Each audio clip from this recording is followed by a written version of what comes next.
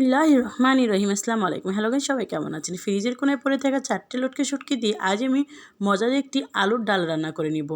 এখানে প্রথমে নিয়েছি আমি হাফ কেজি আলু, সেটাকে সিদ্ধ করে খোসাগুলো ছাড়িয়ে নিয়েছি। এখন আমি মেশিন দিয়ে ম্যাশ করে নেব। এইভাবে ভালো করে আদা ম্যাশ করে নেব। পুরোটা কিন্তু আবার মিহি করতে যাবে না, চাইলে করতেও পারেন, সমস্যা নেই। আমি কিন্তু একটু দানা দানা ভাব থাকতেই আমি আর এটাকে রেখে দেব। যাই হোক, তারপরে আমি পানি দিয়ে দিচ্ছি হাফ কাপের মতো, দিয়ে আলুটাকে ভালো করে ছাড়িয়ে নিচ্ছি যাতে দলা দলা পেকে না থাকে। যদিও গোটা গোটা একটু থাকবে, সেটা আমি দেখায় দিচ্ছি। যাই হোক, এখন আমি পাতলার মধ্যে দিয়ে দিয়েছি বেশ পরিমাণ কিছুটা তেল।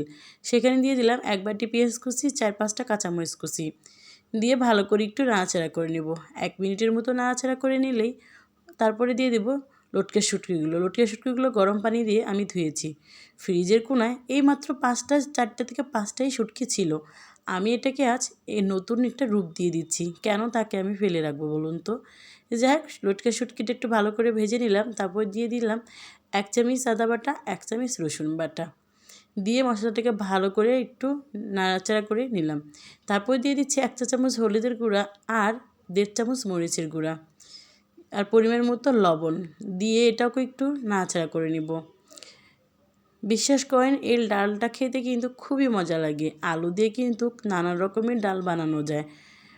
এখন আমি মশলাটাকে ভালো করে মিশিয়ে নিচ্ছি। মশলাটা মেশানো শেষ হয়ে গেলে এখন আমি দিয়ে দিচ্ছি গরম পানি। সেটা হয়েছে আমি এখন দিব কষানোর জন্য।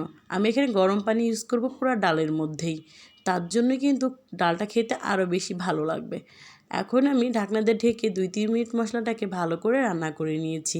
ঢাকনাটা তুলে এখন আমি ভালো করে নাড়াচাড়া করে দিয়ে দিচ্ছি সেই আলুগুলো দিয়ে ভালো করে নাড়াচাড়া করে এটাও একটু পানি দিয়ে কষিয়ে নেব।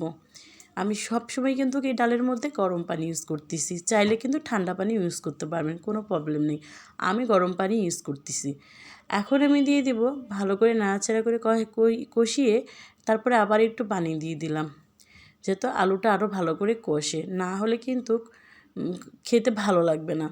কষানোর পরে ঢাকনাটা তুলে আবারও দিয়ে দিলাম ঝোলের জন্য পানিটা, যেহেতু ডাল রান্না করবো সেজন্য। আরেকটা জিনিস দেখাই দিচ্ছি, 1000 টাকা দামি 3 পিস মাত্র 5000 টাকা করে ফেলতে পারবেন যে কোনো মুহূর্তে। আমি আজ এটা করেছি। এই জামার মধ্যে আমি সুন্দর করে যে পুঁতি দিয়ে কাজ করে নিচ্ছি। আর এই জামাগুলো 3 পিসগুলো কিন্তু বাটিকের দোকান এবং বুটিকের দোকানে সব জায়গায় কিন্তু পাওয়া যায়। আমি এভাবে সুন্দর করে কাজের ফাঁকে ফাঁকে আমি 3 পিসটা সুন্দর করে বানিয়ে নিচ্ছি। কেননা এই একটা 3 পিস কিনতে গেলে 4 থেকে 5000 টাকা চাই। মাত্র যদি আপনি 200-300 টাকার পুঁতি কিনতে পারেন তাহলে কিন্তু এত সুন্দর। এটা হয়েছে গলার কাজ সম্পূর্ণটা, এটা পুরোটাই গলা হবে। আর এটা হয়েছে ওড়নার যে আঁচলটা সেটা আমি করতেছি। গাইস, ভালো লাগলে কিন্তু অবশ্যই জানাবেন কমেন্ট করে কেমন হয়েছে আমার হাতের কাজটা। ঘরে বসে না থেকে এরকম করে কিন্তু 3 পিস কিনে নিয়ে এসে কিন্তু সুন্দর করে ডিজাইন করে বানিয়ে নেওয়া যায়, তাহলে কিন্তু আর মার্কেটের লোকেদের এতগুলো টাকা দিতে হয় না।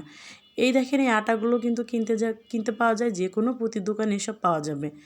যাই হোক, এখন ডালটা বলক আসার পর এখানে দিয়ে দিচ্ছি 2টা টমেটো টুকরো করে রেখে দিয়েছিলাম, সেটা দেখতেও সুন্দর লাগবে, খেতেও ভালো লাগবে। আমার ডালটা কিন্তু প্রায় হয়ে আসছে, আর একটু পরে আমি এটাকে নামিয়ে দেখাবো। তার আগে দিয়ে দিচ্ছি উপর দিয়ে একটু ধনিয়া পাতা কিমা, সেটা সুন্দর করে উপর দিয়ে একটু নাড়াচাড়া করে দিলাম। দেখেন তো, লাল সবুজ হলুদ মিলে একটি ডাল হয়ে গেল। আমার ডালটা সম্পন্ন হয়েছে রান্না। ভালো লাগলে অবশ্যই লাইক কমেন্ট শেয়ার করে পাশে থাকবেন।